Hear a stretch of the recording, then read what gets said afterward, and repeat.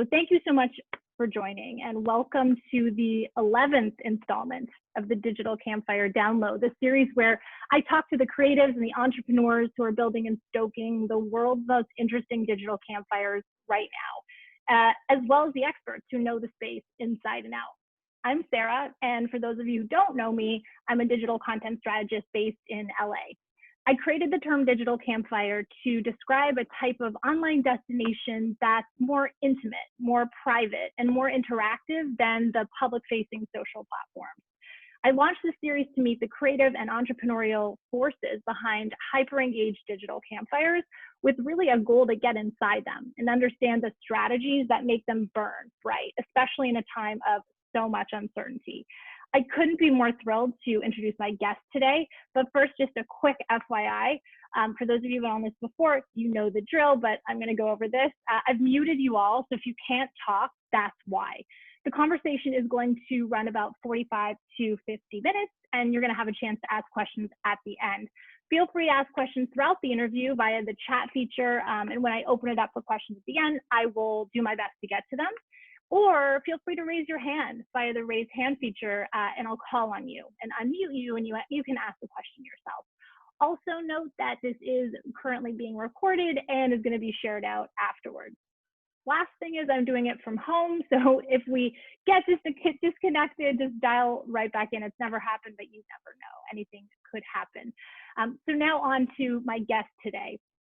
Nadia Eghbal has devoted her career to studying the health of open source software communities, working in developer experience at GitHub and researching the economics and production of software. These days, she oversees writer experience at fast-growing newsletter platform Substack. Her new book, out this week, is about the evolution of open source software development across the web. It's called Working in Public, the Making and Maintenance of Open Source Software. And everyone here is getting a free copy. So check out the link in the chat to get yours. If you guys have trouble, I just seen that's a little tricky to read. Let me know and I can just paste it in again. Packy McCormick is the founder of the Not Boring Club and the Not Boring Newsletter, a ridiculously entertaining semi-weekly report on the intersection of business trends and culture that he's grown to over 8,000 subscribers in a short time, with some super clever strategies we'll be hearing about today.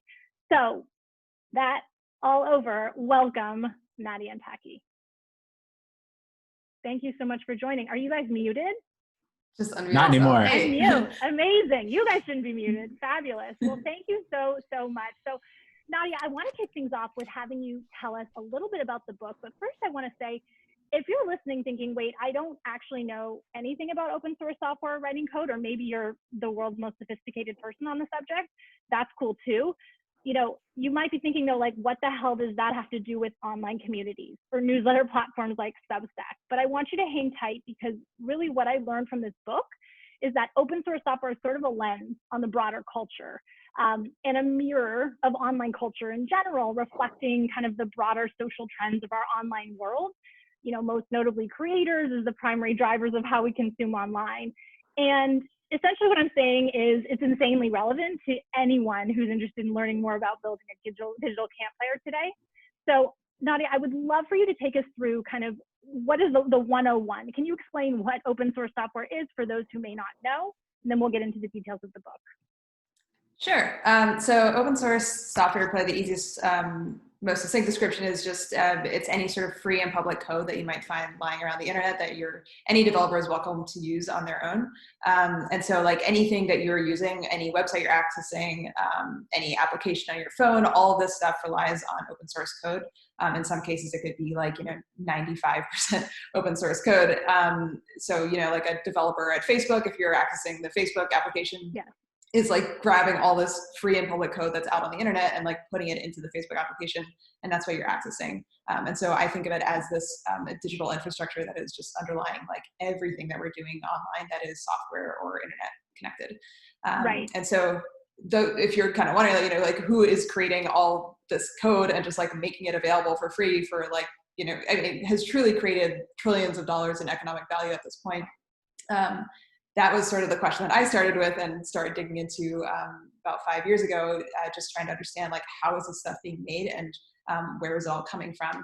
And so the book is sort of the culmination of a lot of that research that I did. I found that if you ask someone that is sort of, casually knows maybe like a little bit about open source, and some of us, I'm sure here have already have some familiarity, people will compare it to something like Wikipedia, where Wikipedia is also sort of like created and written by hundreds of volunteers around the world. And it brings to mind this very like collaborative image of people just like working together in a proverbial room and rolling up their sleeves and pitching in. And sorry, there is some construction going on outside if you hear that. No problem. We're all doing our best. Great.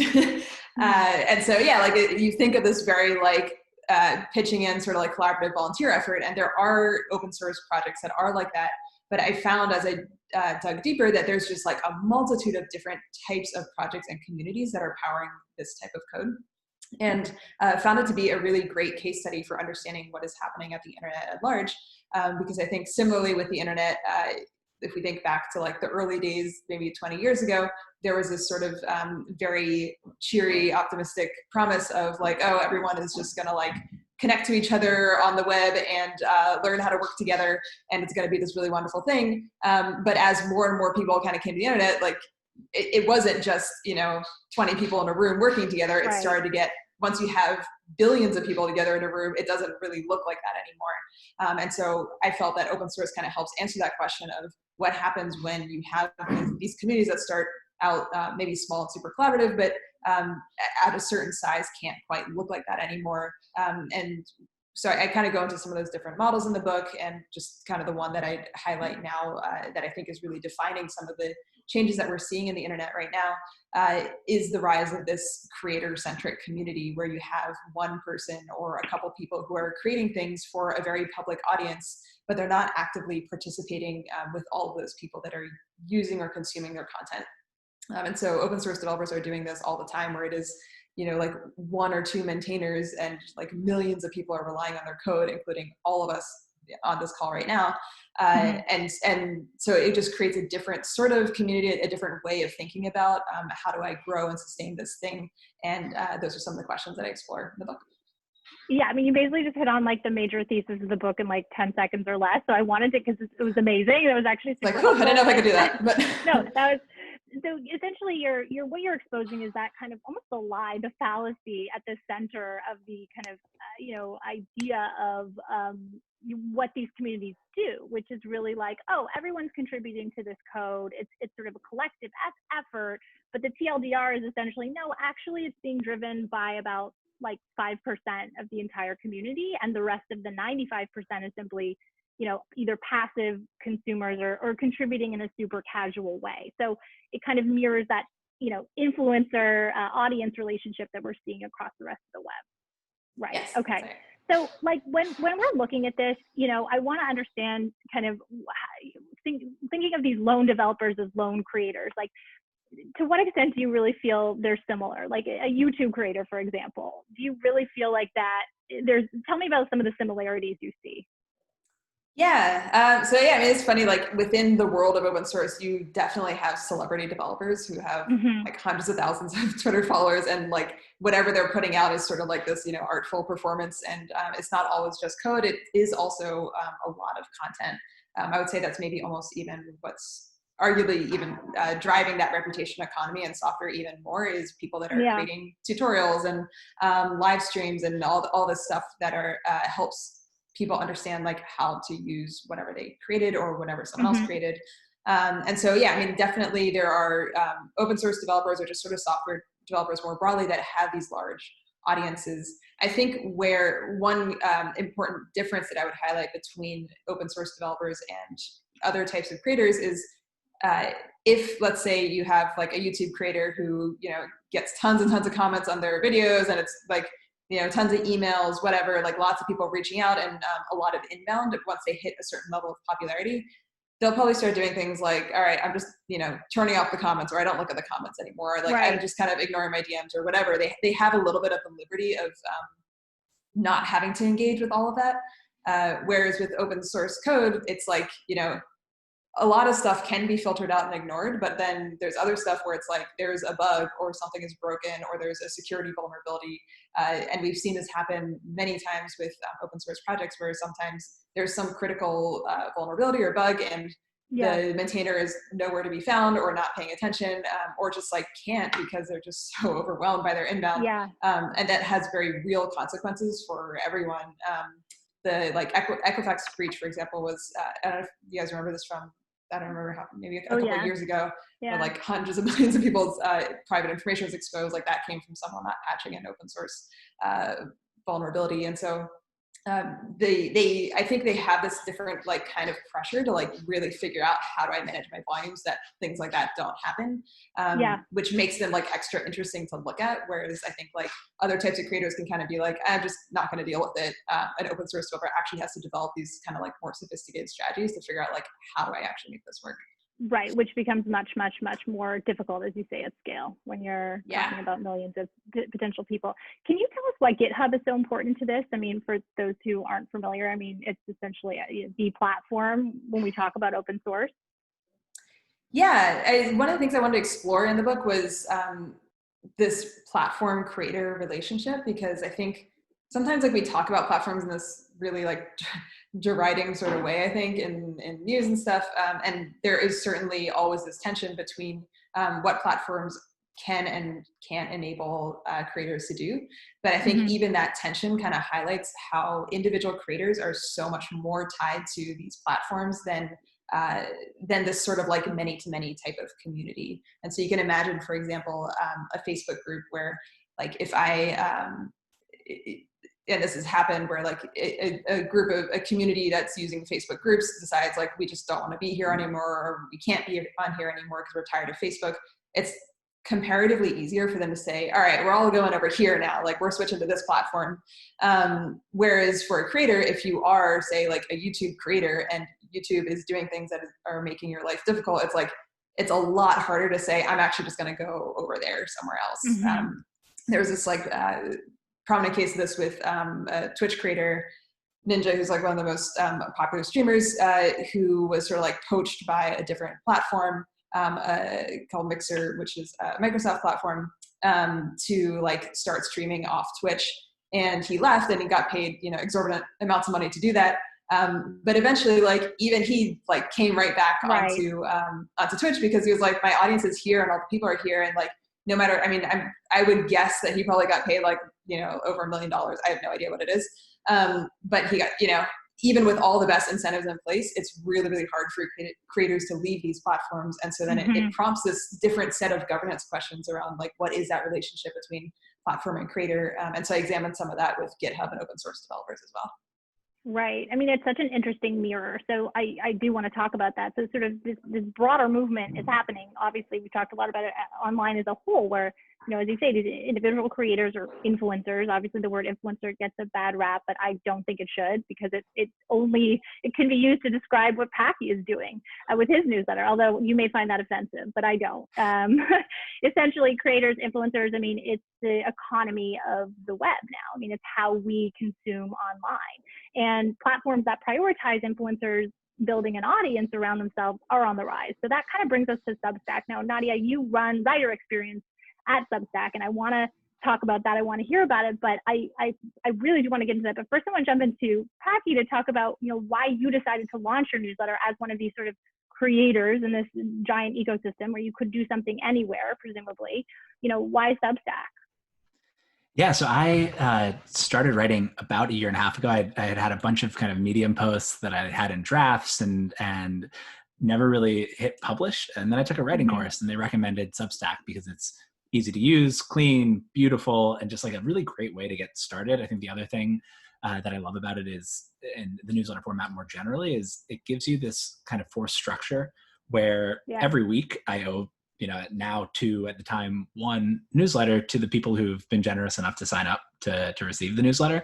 So I think it's the fact that there's really nothing that I found that makes it as easy to write and engage with an audience as Substack does. And so far, so good. But there's just something magical about sending something out and then seeing a wave of subscribers kind of come in and knowing that like, oh man, for the next however many weeks until I say something terrible and lose them, those people are going to be reading the things that I'm writing. So it's a really nice kind of compounding experience. Yeah, and that resonate with them. And so I would love for you to describe, sort of talk a little bit about how you think about your newsletter. I mean, at the top of the show, I said kind of an intersection of business trends and strategy. You once wrote about how business is the new sport. And I think that's a really fitting analogy for actually the space you cover as a whole. So maybe you could talk a little bit about that, and then, you know, why sort of, did you have a presence on another platform, you know, the way that a YouTuber might be porting, or were you starting from scratch on Substack? Yeah, I really started from scratch on Substack. So I think when I started writing last year, I had like 300 Twitter followers, 0 subscribers. To get my first subscribers, I sent out a tweet that was like, look, I have this assignment for this writing course. Like, I need to get 20 subscribers. Can you please like save me the ignominy of asking each individual person? I love that. It's like so pathetic and wonderful. You know what I mean? I mean, that's what I love about this format in general, right? Like, I'm not writing academic papers. I can be a little bit like open and vulnerable and really kind of build that, even though it's a little bit one-to-many, really build that audience. But yeah, so it took me about a year to get back to business strategy and kind of pop culture writing, because so many people do it so well. So like the one that comes to mind when you talk about this space, obviously, is Ben Thompson. And when you're talking about open source and people building on top of somebody's work, like that's almost kind of how somebody like a Ben Thompson feels. And now there's all of us who are out there almost being developers building on top of the pieces that that's an interesting analogy. Place. Yeah. Right. Like every week there's something where I'm like, oh, cool, I have a new idea. And then I look it up and I don't have a new idea. I heard that idea from Ben Thompson at some point. And so maybe, you know, so the angle that I've taken and the reason it took me to it took so long to get back to it was, can you make this a little bit more fun? And can you make it approachable to different levels? So every week I want to be able to describe kind of what's going on, or a company or a trend or something that I'm seeing, in a way that both reaches an audience of people who know what's going on and it gives them a new perspective on it, and reaches people who have never heard of any of the concepts that I'm talking about, and like maybe don't know what something like e-commerce or Stripe or anything is.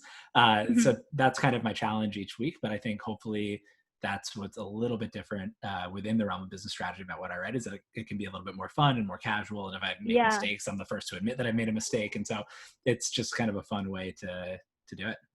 Yeah, it is a very accessible newsletter, much like Nadia's writing, actually. Both of you guys are really, really good at sort of making dense topics somewhat accessible. So you have grown to over 9,000 subscribers in, you said, a year, right? But really most of the growth has happened in the last like 60 days. Yeah, exactly. So So talk a little bit about those strategies, because I think there's definitely people on this call who like want to understand tactically what it is you have been doing. I do as well. Yeah, I think it's a little bit of art and a little bit of science. So there's a few different kind of tactical things that I did. So for the first year that I was writing, I didn't really have a focus. It was a lot of links and different things. It grew from those original 20 people to 800 people maybe over the course of the first year that I was writing. Okay.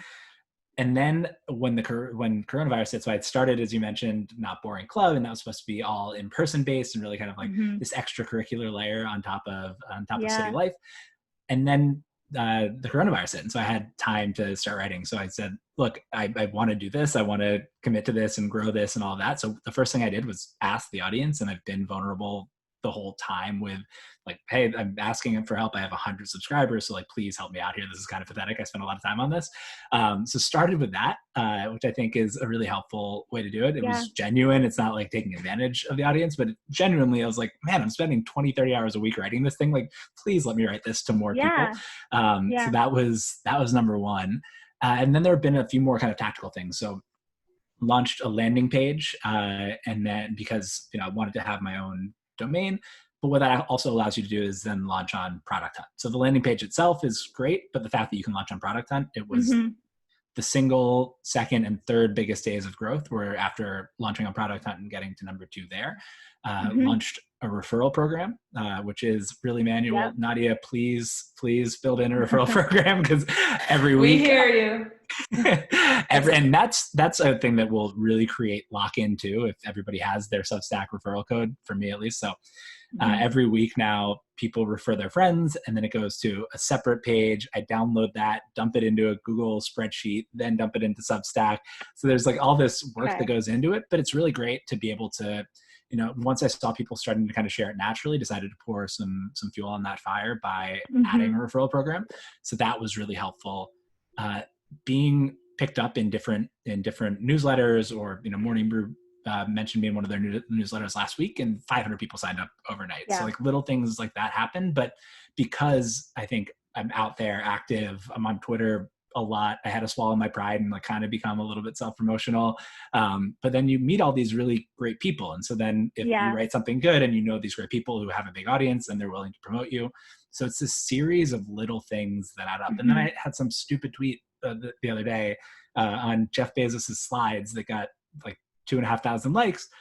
And that drove another 300 or 400 signups. Just like after a year of doing all this work to get to 300 or 400 people, one stupid tweet does it. So I think it's this compounding of trying a lot of different things. And then I would say maybe the one meta point, just to tie it all up, is if you're going to be the 50th person to do a landing page and then put it on Product Hunt, not going to work.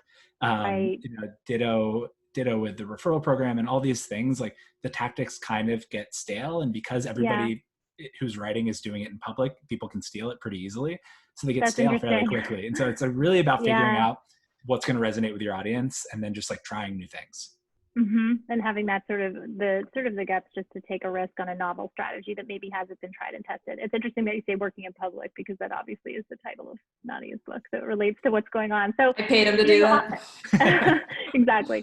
So Packy, you obviously kind of understand tech business trends very well. Nadia, I know you do too. This move to creator-centric platforms that Nadia observes in the open source community, like, where else are you seeing this happen online in ways that are really exciting to you? Substack is obviously one I'm guessing that you're excited about. Are there others, or? Substack's the big one for me. I mean, I love the podcasting space. I want to get into that. I've started doing, there's a new tool called which is fun to say. So I started doing that with a guy named Mario Gabriel, and every week we'll just talk about what's going on using kind of slides. So I think that's interesting, but more of a tool than a platform or a community. There's just a lot of really great stuff happening, I think, in the digital campfires. And the most active group that I'm in is a business writers Telegram group, and Brett's on the call and is in that group with me. Brett. There's a lot going on in Slacks and these little communities. I think one of the things that's really interesting to me, so part of what I did with the newsletter is recently launched a syndicate to start investing in some of the companies that we're writing about. Yeah, tell us about that, because that was super novel to me, and I actually didn't quite understand it. So please explain. Sure. So the idea there was, if I'm writing about businesses every week, and I'll write about some bigger companies, the Facebook, Google, Slack, all of those, and then often really like digging into smaller companies. There's a lot of companies that are doing something that's a little bit complex and maybe hard to get across in a 30-minute meeting or in a slide deck. And so I was talking to a guy who I was just personally investing in, and he was like, yeah, I'm having a really hard time getting my story across. And I was like, oh, cool. That's what I do. And so I wrote an investment memo on how I think about investing in his company. And then as we did it and got good feedback, he was like, dude, you should just start a syndicate. And so what that allows us to do is anybody who reads the newsletter, who is an accredited investor, is able to join the syndicate and then invest in the companies that I'm writing about. So obviously I need an allocation from the founder and all of that, but I think it just makes it a little bit more interactive. Skin in the game. Yeah. Exactly. So like there's this big kind of one-to-many community, but then hopefully what I'm trying to do out of it is build a bunch of little pockets of smaller communities of people who are doing something that's very specific and intentional. Very cool. Super, super creative. And I love sort of the combination of strategies, and also the fact that it's such a good reminder that like toiling, quietly for a long time is the norm. It's like the band who like for 10 years toured and like no one saw them and like they exploded on like had a hit. So I love that. So Nadia, you run writer experience at Substack. Can you talk a little bit about what that means? Like, obviously Packy just asked you for a feature. You're like, it's coming, but what does that actually mean? And then, what do you feel like you've gleaned from writing the book and sort of immersing yourself in open source communities that you're bringing to that role? Yeah, so on the writer experience side of things, we're focused on helping and serving and understanding our writers at scale, and which means just of all the people that are coming to Substack, where are they on that writer journey? What do they need in order to be successful? What do they need in order to even get over the line on signing up for Substack? And so it's a lot of particularly focused on content strategy and editorial, and also on our community side of things to help build the resources, workshops, events, whatever it takes to sort of help people kind of understand how to use Substack on their own and be a little bit more self-serve about it. Yeah, I mean, I continue to draw a lot of my understanding of what works from my time at GitHub, where similarly also creating these sorts of resources for open source developers. And they're sort of like, I think of sitting as sort of like in the middle between our writers and the company itself. And so like understanding what our writers are going through also helps me translate that back into working with my colleagues or on the product side of things to just like represent that perspective internally. Yeah, I mean, I think like creators are really similar in a lot of ways, regardless of what they're doing. And I really think software developers are underappreciated as a form of creators. Yeah. Yeah, I mean, I felt like just from my time working with open source developers that a lot of what they need help with really comes down to things that are psychological. Like it's incredible to me, I mean, with writers as well, you have some like incredibly brilliant people who in some cases have huge audiences already and are enormously successful. And the way they talk about themselves is always like, well, you know, I don't want to brag about anything, or, you know, they really like downplay their own efforts and stuff. And, you know, especially when you get to the point of asking people for money, it's like, it's really scary to say like that you believe as a creator that, you know, you're so confident that you're going to ask people to like pay you every month for a thing. Like that's terrifying.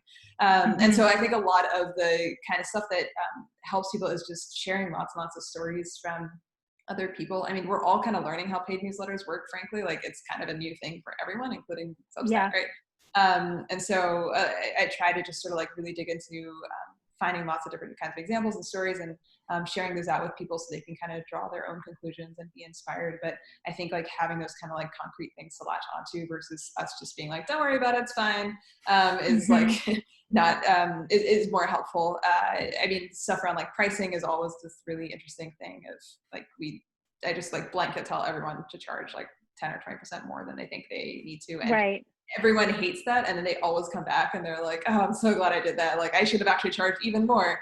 And so yeah, like I think just like a lot of trying to help people get comfortable with the idea of writing in public, sending a newsletter, which is also kind of this very it's scary for a creator to say, you know, I think like what I'm writing is so worth it that I'm going to email you every time and expect you to open that email. So just I think like a lot of those fears and insecurities really get magnified when you're talking about writing a newsletter, and especially writing a paid newsletter. So yeah, a lot of it's just about getting into people's heads. Just so I know, I actually don't know how many people are actually on the Substack platform as of today. Do you have numbers that you can share, like generally, you know, or even just the growth? Because I know my Twitter feed has been blowing up with, I have a new Substack newsletter. It's like every other day. So just from purely anecdotal, I feel like it's crazy growth, but can you talk a little bit just so people have a sense of the numbers? Sure. I'm not sure, actually, I don't think we share most numbers publicly. So I'm trying to think what numbers we do share publicly. Let's see. So I know we announced 100,000 paid subscriptions in February, I want to say. And then we've also publicly talked about the fact that our reader and writership has doubled in the time between like March to like June-ish. Wow. And so you can kind of do some math around there. Yeah. We're continuing to grow very, very fast. It is a little bit insane to see on the inside right now. We didn't even talk about monetization for you, Pac. Obviously, you're exploring a lot of different things, but your newsletter is currently totally free. Totally free, much to my wife's chagrin. She's like, and ours job to do what? And so I might charge 20% more than I do right now, but it's not gonna do me much good. But I think for me the challenge there is what I write about is fairly kind of broad and entertaining. And so as a paid product, I'm not sure if it makes sense. I think maybe there's an option to kind of start doing some more narrow and actionable stuff that becomes paid. But potentially, you know, becomes an ad-based model or sponsor-based model at some point. True to the name of it, I want to try kind of new things. So it would be like companies whose strategies I'm interested in and writing about that side of the business versus just saying like, this is brought to you by X, Y, or Z. But Right. over time, like if this is just a paid model, or, paid subscription or ads or any one thing, I think that's probably a failure. Like to me, if this can be the starting point for 10 different revenue streams, that's really one of the things that I love about writing the newsletter, is that every week, Mm-hmm. twice a week, I have the opportunity to be like, hey, I want to try this thing and see if Yeah. people resonate with it and respond to it. And so hopefully when we talk in a year, there's a bunch of different ways that I'm making money off of it. Yeah, that makes a lot of sense. That sort of like multi-revenue stream model. In that sense, it's very similar to modern media companies like a Food 52 or whatever. I mean, it's not just about having one, source of revenue. So, one of the reasons we're seeing the rise of platforms like Substack is because people are so overwhelmed by the content out there, in the same way that developers are overwhelmed by people who want to participate in their code and building their code. So you talk a lot about that, Nadia, in your book, about lone developers getting totally overwhelmed because they're dealing with, a million inbound requests all day. This is happening in the broader internet as a whole. Can you talk, Nadia, a little bit about this, the rise of this sort of dark forest theory of the internet, the growing, desire for kind of high context groups and spaces? Obviously, Substack is one of them, but I'm just curious to know sort of the theory behind it that you researched in your book. Sure. So the dark forest theory is something that Yancey Strickler, who previously co-founded Kickstarter, had written this post about during the course of my writing, and I was like, "Oh, this is so perfect." I think like one of the funny things about writing the book was like I didn't have a lot of like pre-existing literature or like academic theory to look at it, so it was like honestly a couple of like really good blog posts that helped shape some of that narrative. So Yancey wrote about this idea of the dark forest, the web, drawing from the Three Body Problem series. If anyone has read that, to sort of identify this shift from everyone in recent memory had kind of been on these like very, very public social platforms. You had Facebook, Instagram, Twitter, Snapchat, or whatever, YouTube, whatever. And slowly things are getting like a little bit quieter on the public web, and people are starting to wonder why. And is it that people are not posting as much? Yes, but it's partly because they've kind of moved to these quieter, darker corners of the web, because they've sort of perceived the public environment to be, I guess, like hostile, to draw a more direct analogy to the Three Body Problem series. And so the idea being that like I might not want to post things on my public, whatever, Facebook feed, but like I will be talking to my friends about it in like a small group chat. And so we've seen in like the past couple of years that people are just kind of looking for somewhere to go where they can seek that sort of like contextual relationship again.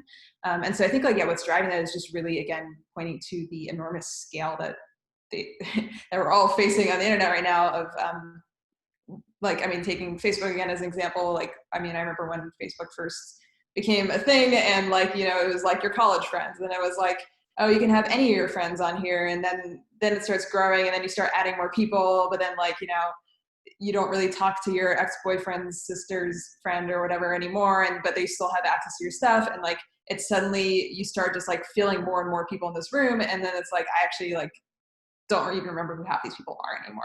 And so do I want to be putting like personal things about myself or exploring ideas where there isn't this sort of like high context bounded kind of feeling of a community? And so instead we're seeing this sort of like parallel rise of other outlets for that sort of thing. And like the two like major ones I would point to, one being group chats, which probably like everyone has kind of experienced that right now, that like your messaging apps have now gone from being not just about messaging someone directly, but about actually having these like private, quiet spaces on the web.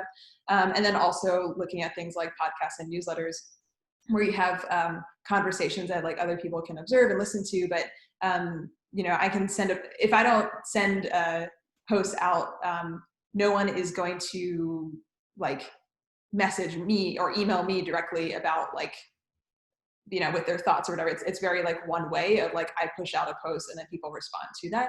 And, having like a subscriber audience just feels a little bit more like, if you signed up to get emails from me, then you probably have some sense of who I am and hopefully don't like totally hate me. Which is like just different from on Twitter. If I tweet something out, like it could get shared and retweeted by like tons of people that like I don't really know. And then suddenly I have all these people talking about me online that like I never really wanted to talk to in the first place. So it feels like a really healthy development, I think, for the social web, for us to have like both those things will continue to exist. We will continue to have these very public spaces where you meet new people and like get exposed to new ideas you might not have before. But then it's just as important that we have these semi-private places to be able to explore ideas a little bit more in depth with people that have that kind of context for us. Yeah, I mean, I think that it's such a good point, and I think part of the interesting part of for me is really this idea of curation as kind of a huge driving effect. So like, yes, when I sign up for Packy's newsletter, I'm getting information, education, but I'm also signing up for his worldview based on the fact that I know he can curate the internet, or at least the topics that he writes about, and tell me what's important. And it's like the best, most thoughtful, funniest RSS feed, like equivalent. Obviously, it's very different, but I feel like that and we're seeing that rise of curator accounts across the web. Like I see that in Instagram as well, where there's sort of faceless curatorial accounts that are coming up and providing that same sort of effect where you're getting that curation. I think that's something you speak to in the book as well, Nadia, this idea of curation as sort of connected to code as well. Yeah, definitely. It just speaks again to like when you have that kind of enormous amounts of volume. I think about the like creator-curator kind of relationship as well, where like we often see in open source that like there's a core developer who continues to like create new code, and then there's like a curator, someone who is kind of happily filtering through the issue queue or triaging things or labeling things to kind of like protect that person a little bit from all the stuff that's out there.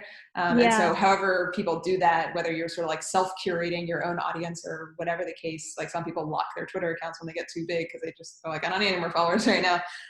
Whatever it is, we're all kind of finding ways to like, get that sort of symbiosis between like having the space to create by like being able to curate a little bit more of our environment.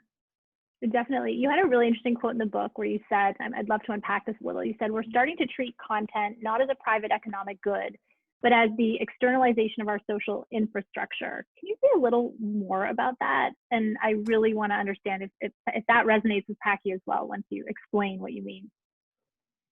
Yeah, I think I'm trying to get to this separation, I guess, which is an ongoing theme in the book between stuff that's public versus stuff that's participatory. And so if you think about, to use sort of extreme examples, let's say you have like 10 friends that are forming this informal community or hobby group or whatever, and we're hanging out. It's kind of just like the 10 of us that are like talking to each other, and we meet up and we drink lemonade and stuff on my back porch, and like everything's great, and like no one else really like knows what happens. So there is no sort of like, I guess, artifact that is visible to anyone else of what we're doing with our time. If you imagine like now our group is like 10,000 people large or whatever, people are probably going to start documenting things, right? And they might start like doing things for an audience of like more people. Maybe we like put on an event and then like anyone can attend that. Or we like write down our discussions and turn them into blog posts, whatever. It becomes like, you can imagine there are some things about the community that are just totally public and like content that is being consumed. And then there's also things that are like more participatory, where it's like we're having these conversations that are a little bit more like private, or like I'm just deciding who I want to interact with. Like Packy was talking about having like a group of like other like newsletter writers that you can talk to.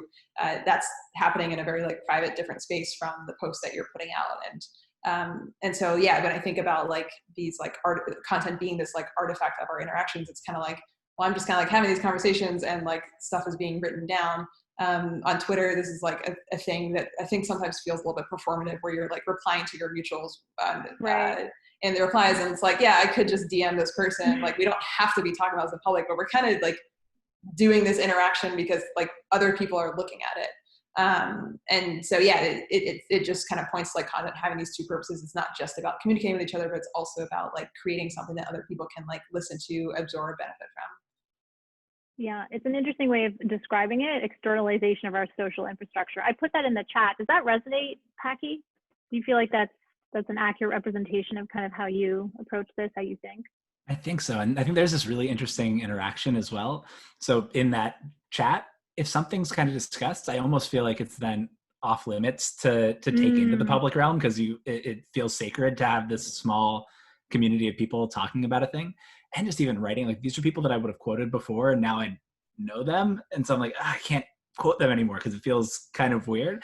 But if you're having the conversation in public, then it's a totally different thing. And then it feels like what you're talking about is a little bit more fair game.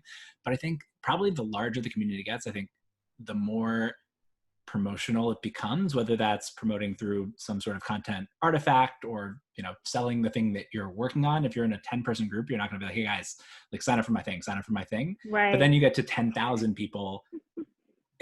Like that's kind of, I try to balance that and just talking on Twitter, but the larger the audience, the more kind of naturally promotional it feels. And I don't know if that's a good or a bad thing, but I think you even see it in Slack groups that have grown significantly during coronavirus. Yeah. And once a Slack group hits a certain point, even though it's not a public space like a Twitter, it becomes this promotional thing where because the content is so overwhelming, you're like, I can't even keep up. I'm just going to pop in here when I have something to mention that I'm trying to sell or do, or that I need support in some way. So there is definitely that weird kind of dynamic as you get bigger or larger. As it grows. Yeah. Well, you bring up an interesting point, and it's to me, it's about barriers to entry. Like these smaller online spaces, it seems to me that some of the best ones are small, yes, but they have barriers to entry, however small, like it's just, maybe it's a very easy hurdle to jump, but it's something. Have you two seen that? Either of you want to take the question, and if so, do you agree, disagree that some of the barriers to entry is like an important factor in making a great digital campfire? Yeah, take that. Yeah, I'll take it. 100%. Like, so in my previous life for a couple of months when I was thinking about starting the Not Boring Club, I really wanted it to be as broad and inclusive and everything as humanly possible. And just like, oh, if you're smart and curious, you can join this thing. And then when you go purely, and I thought kind of the glue was being able to meet in person and do these small group activities together. I think online, the more niche and exclusive you can be, the better. Yeah. And so you'll be able to find, it's the idea of going from broad audience to 1,000 true fans to 100 true fans. I think the more specific you can get, the barrier doesn't have to always be you're the richest, you're the smartest, you're the whatever, but on some level, there should be something that says like, yep, I'm part of this really small group of people who cares about this thing. And the more that breaks down, I think the less cohesive the group is, particularly when it's online only over time. What would you say some example? Oh, sorry, go ahead, Nadia. Yeah, please. I was just riffing on that a little bit, just thinking like it also speaks to why like the relationship with the creator is so important, and like actually like where all the value lies. It's because like I could get that information from like a lot of places, but like what is really so special about like Pack Year, especially about that relationship. And I think like focusing on like creating that kind of membership and that feeling of like boundaries or niche or exclusivity, like makes me feel like, yeah, maybe someone else is also writing a business newsletter that seems cool, but like this one is like mine because it feels like this is my community. 100%. Yeah, I think that's a really good point. Can you give some examples of barriers to entry? Like obviously monetization is one obvious one, but are there ones that don't involve paying that you've seen that you like? I mean, I've seen some, but yeah. Yeah, I mean, depending, sort of just thinking outside of newsletters as well, in open source is a lot of really interesting, it sparks a lot of interesting philosophical debate. I was actually just looking at a tweet about this morning of, so like, most open source projects are on GitHub, but like some of them are on like other platforms that are not GitHub or managed in these ways that are like not super easy to use for most contributors. And so there's always this ongoing conversation about, well, we want to get like more people to contribute. Why don't you move to GitHub? Why don't you use Git? Like, why don't you use all the like developer streams and workflows that everyone is used to? Because that way more people contribute. That's sort of like a perfectly reasonable like first question to ask. But some maintainers might say, well, I actually don't really want people to contribute. So like I'm making it hard on purpose. So like in open source, it's just like, you could make the technical infrastructure less legible to the average person coming by. You could also just like not really document or have like anything about how to contribute, which would sort of like deter people. These are sort of maybe like arguably dark patterns where like you could also make that same argument and say, well, that's why no one's contributing and this is a bad thing. But if you are just trying to think about sort of like, how do we make things less like easy for people to find? Like, I mean, some of like the weirdest blogs we find on the internet, they don't go on like your better known platforms, right? Like they're on some really strange WordPress site and you hear about it like word of mouth that, someone's like, have you read this thing? Like they're kind of doing that on purpose, right? They don't want to write this blog post that like is going to go viral or something like that. So I think I think it was sort of like burrowing yourself into like the corners of the internet that are less obvious, and like maybe like you don't have a Twitter account, maybe you aren't on Substack or whatever, for people that are trying to make things like a little bit harder to find. Yeah, it's interesting. It's a really good takeaway for brands as well. I see this being executed really, really in interesting ways in the brand space now. This sort of idea of like, don't share us, or like this is secret, but doing it in a way where you've already built this like rabid community of people who are like excited about what you have to deliver. I think of a company like Mischief. I can never spell their name, but it's like that with this sort of this drops model has gotten a lot of attention for dropping really interesting, funny, very voicey point of view products and digital experiences that totally embody this idea of like, we're for a certain set of people and we're only for those people, as opposed to we're for everybody. And I've seen it, I had a guest on this show from Forever 35 podcast. They have over 100 wildly successful fan-led Facebook groups that they have nothing to do with, completely led by fans. And they have one Facebook group, and the barrier to entry is that you have to put in like a word that they say on their podcast to get in. It's just a secret password, but it's certainly not secret. They say it on their podcast. So it's just like knowing that it's an actual listener of the podcast who's part of the Facebook group. That simple barrier to entry is so important. And again, that's a great lesson for brands. It's like, you don't have to be for everybody. You're for people who are, let's say it's a skincare brand. You get skincare addicts, and how do you prove that? Create a barrier to entry to make sure it's those people. So it's a really good takeaway that I think applies across different categories for sure. So we're winding down. If there's questions that people have, please start popping them in the chat. Raise your hand if you want to like join the conversation, and I will call on you. Otherwise, I'll just keep asking questions. Is there anything that, I haven't touched on yet, Nadia, Paki, that you kind of threads you want to follow? I have more questions, but in case to make sure that we get to anything that you want to touch on that's been interesting to you, kind of seeing in this world that's come up, like around how to build a newsletter, or thinking about the creator economy that's rising and that has had such a crazy boom since COVID started. It's fine if not. I can keep asking you questions. Let me give you a sec to think about that. I guess my question, go ahead. Yeah, there's just one thing that I was going to add to the last conversation, actually, which is that there's something interesting too about like a variable nature of admission. So it's not something that's like, know this word and you're in. Like one of the community, like an online Slack group that I'm in, nobody knows why people get in at certain times or don't get in at certain times. And that adds this whole... Oh, I know which one you're talking about. Exactly. I know which one. We talked about this. You know exactly which one I'm talking about. But there's a specific set of rules that you have to follow to qualify. And then you kind of get in at some point. And it just creates all of this frustration that maybe over the long term isn't healthy, but in the short term certainly makes everybody want to join. And I've seen that in a couple of other spots too, where not knowing exactly what it takes to get in is pretty helpful. I mean, colleges, I guess, are a really pretty great example of that as well. But not knowing that there's like a formula you need to follow, I think makes admission a little bit more fun. Yeah, well, we could devote a whole episodes to college and the changing shape of that, especially in light of COVID. Brett Goldstein, do you have a question that you want to come in live, or you want to just pop it in the chat? If it's live, you just have to use the raise hand feature and I can call on you. If it's something you can put in the chat, you can go ahead and do that. So, Nadia, you talk about how this shining a light on kind of these darker forest corners of the internet and the rise of digital campfire platforms and spaces and online destinations is really, becoming more of a thing. I mean, I think that I've observed that, Pack has observed that. Do you feel like this is going to grow exponentially? And this is a question for either of you.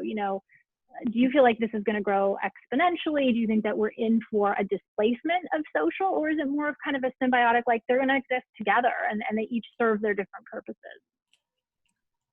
I think, I mean, I alluded to this a little bit earlier.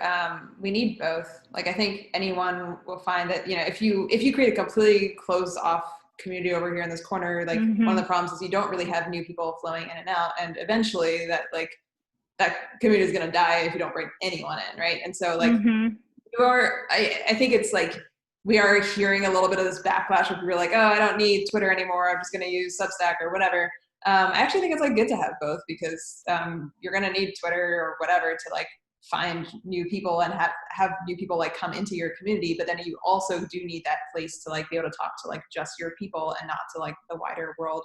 I am very curious what it's going to look like long term, especially group chats, I think, because they're like really not formalized in any sort of way. Like I'm sure all of us kind of have this experience of like, you know, I use Facebook Messenger and WhatsApp and Slack. Like there's so many different types of like, it's kind of just like wherever we decided to like crop up a new group is where it exists. And so it feels like that's ripe for some sort of like consolidation or just like people like, like figuring out like what a dedicated group chat app looks like or something that might offer more benefits than just pure messaging. Although I do think like those communities are probably always going to end up like kind of like this scattered, hard to fully understand kind of fabric, which is different from like anyone can create a Twitter account and start tweeting at people, which is good to have like that kind of diversity, I think, in our like social fabric. Very much so. Brett, can I just unmute you so you can ask your question? Yeah, yes, you good to go? Awesome. Okay, so let me preface this with I'm also a newsletter writer and I'm pro newsletter. Fabulous. But I'm wondering about the future, right? We have content overload, right? Even outside of the newsletter space, just people are inundated with lots and lots of content. Additionally, reading is really hard, right? Like I actually am a horrible reader, and I think that most people actually are. Most people I talk to say they don't read entire newsletters, particularly long form. And, you know, even Paki Lenny was talking about how he needed a cup of coffee and to curl up in a corner in order to read a piece.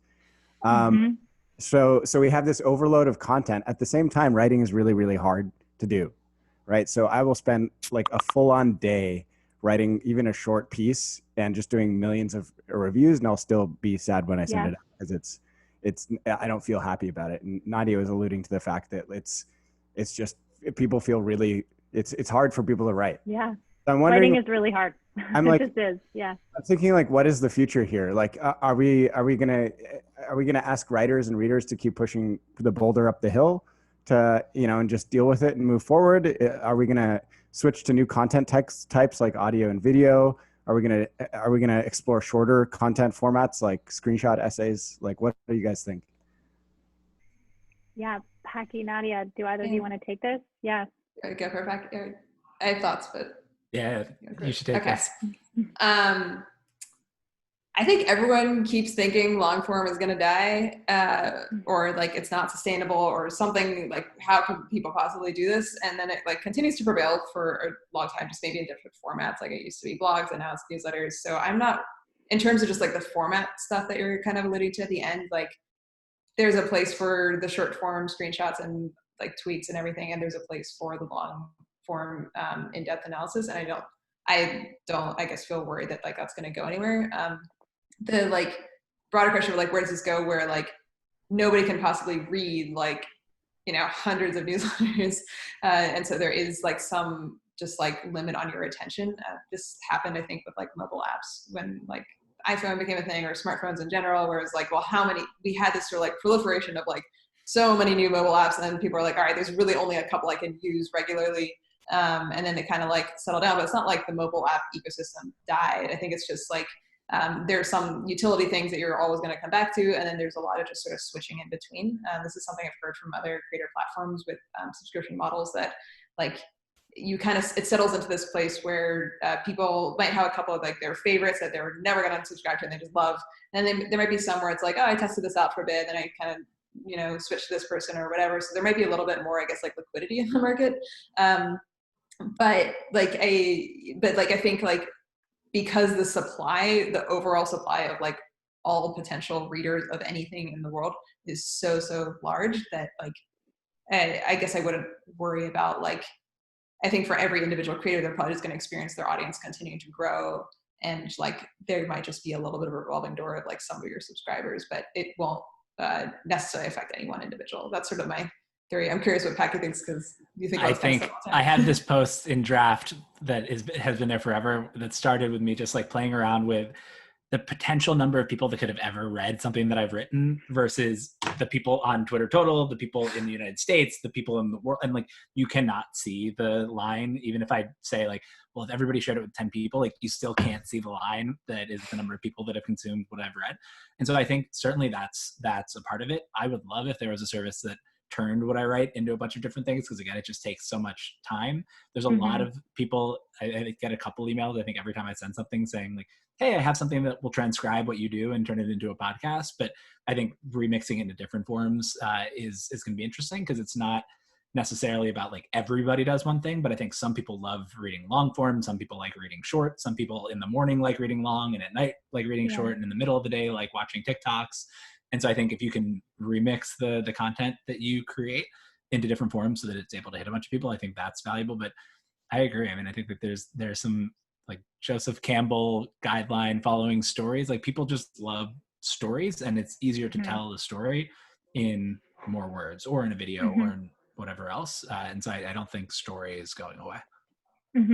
Brett, you raised a really good point though about this idea that, you know, we I don't think you use the word unbundling, but we've kind of unbundled the newspaper and now put it into newsletters, right? Like, there's different newsletters for different topics in many ways. And we're gonna hit like a critical mass at some point. I mean, I know I get a ton of newsletters, some are paid, some are not. And it's kind of like, okay, how many can I as one person get, until it starts to feel totally out of control and overwhelming. And I actually think that what, you know, Nadia said about sort of the best creators rising to the top, and you're still going to have those key creators. It's really, it's going to happen. But like at this point, it just feels like, oh my God, it's a constant barrage of trying to sort through and like, which ones are good? I don't know. It's actually kind of stressful. So I'm just going to take one last question, and then we're going to wrap it up. It's from Paulette. What do you think hopes the future of the creator economy looks like? And either one of you can take that. I'm super excited for the future of like subscription businesses. So I think like this continued unbundling will happen. I know, there must be some consolidation that will happen. There must be some bundling that will happen, but like mostly I think it's going to be just like more individuals being able to kind of strike it out on their own. And like, it's a lot of work to do that. You have to put in a lot of effort, but I'm so excited just by like the opportunity for us to have more people working independently for themselves. And hopefully that like engenders so much more content creation, because like other people will see that and be inspired and realize they can do this full time if they want to. I feel like we've seen that in some like specific industries still, like early on, like it is possible to be like a full-time Instagram influencer. It is possible to be a full-time Twitch streamer, but like hopefully seeing that for like, it's possible to be a full-time writer. It's possible to be a full-time open source developer. So just seeing more of that everywhere would be really, really awesome. Yeah, I feel the same way. And I think the more like the infrastructure can form that allows people to become little businesses, and by that I mean like doing 5 different things, where little things pop up. Like if I want to do a partnership, there is an IP agreement that just gets done in like a second. Like just little things that enable people to behave more like businesses.